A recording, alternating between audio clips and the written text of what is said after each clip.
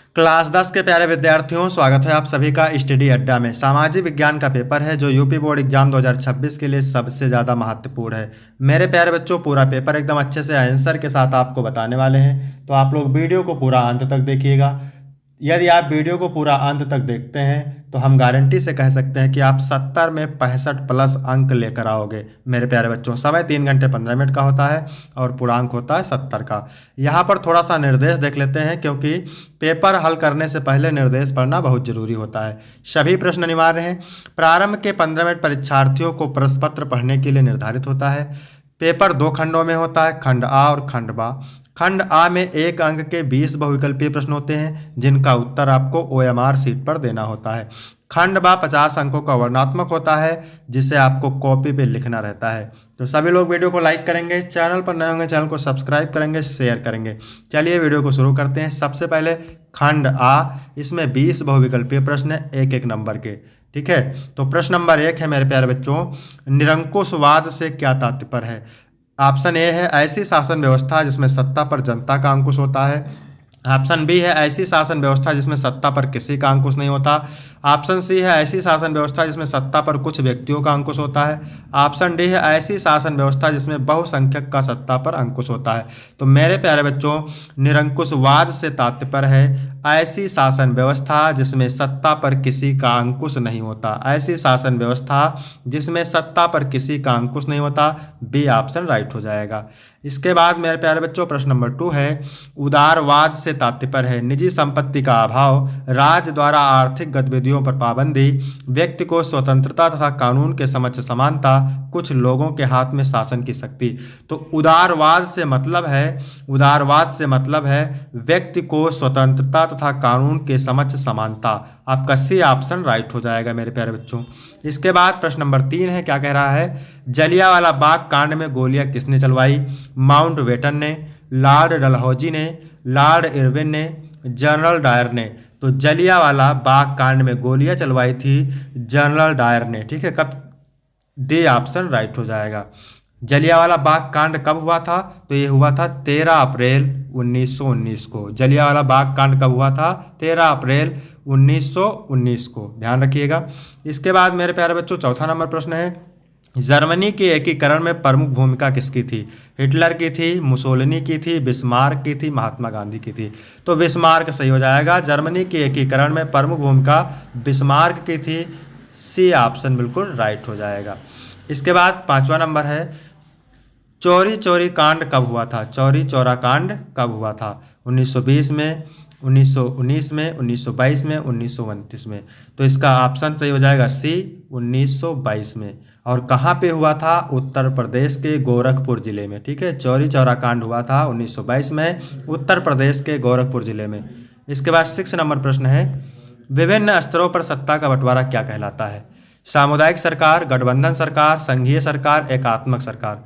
तो विभिन्न स्तरों पर सत्ता का बंटवारा कहलाता है संघीय सरकार। आपका सी ऑप्शन राइट हो जाएगा।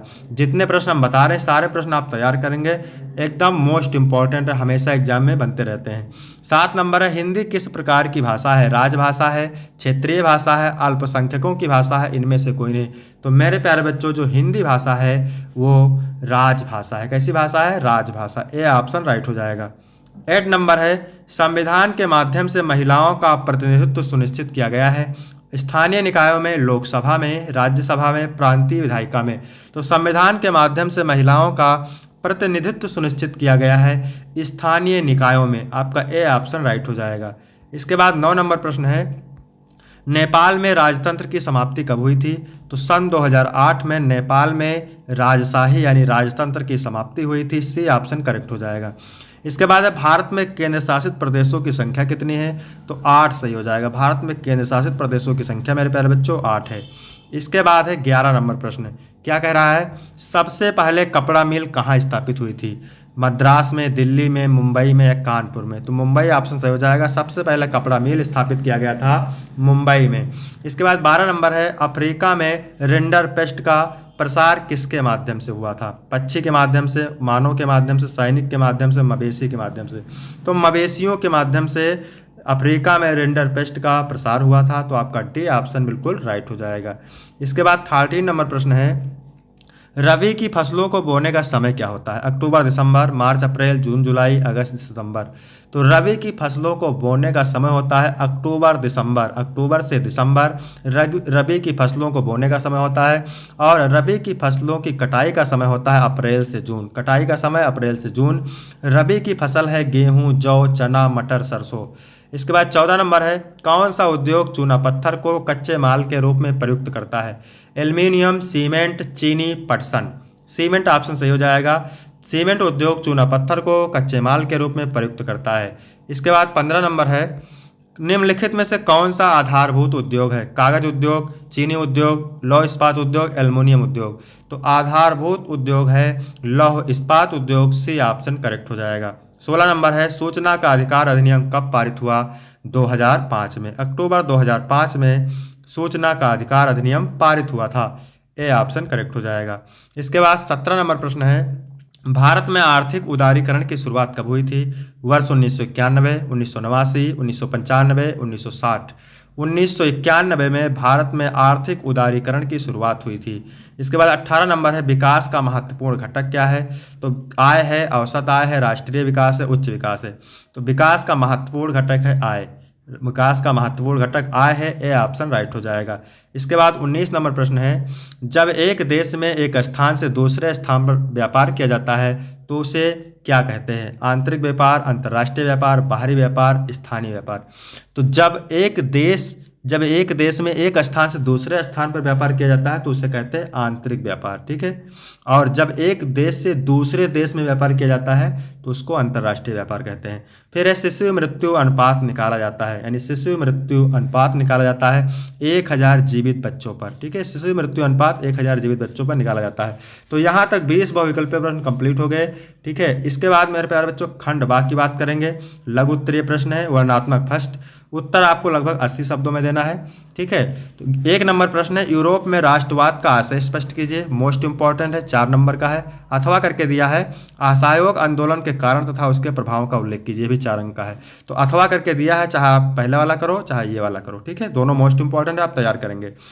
इसके बाद दूसरा प्रश्न है, गरीबों और बेरोजगारी की बढ़ती संख्या लोकतंत्र की सफलता में बाधक है, स्पष्ट कीजिए, ये भी 4 अंक का है। अथवा लोकतंत्र एक उत्तरदायी एवं वैध शासन व्यवस्था, स्पष्ट कीजिए, 4 नंबर।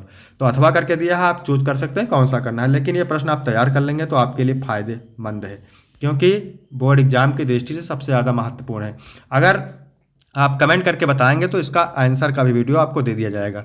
विदेशी व्यापार से आप क्या समझते हैं? भारत के विदेशी व्यापार की किन्हीं 2 विशेषताओं को बताइए। अथवा यदि किसानों को सिंचाई और विपणन सुविधाएं उपलब्ध कराई जाती हैं तो रोजगार और आय में वृद्धि कैसे होगी, ठीक है। इसके बाद 4 नंबर प्रश्न है, क्या कह रहा है, वनों की हानि से क्या आशय है? वनों की हानि से होने वाले किन्हीं 3 प्रभावों का उल्लेख कीजिए। अथवा भूमि संसाधन से क्या तात्पर्य है? भूमि संसाधन के कोई 3 महत्व बताइए, ठीक है। ये भी मोस्ट इंपॉर्टेंट। इसके बाद है मेरे प्यारे बच्चों दीर्घ उत्तरीय प्रश्न, वर्णात्मक 2, उत्तर लगभग 150 शब्दों में देना है और प्रत्येक उत्तर के लिए आपको 6 अंक मिलेंगे।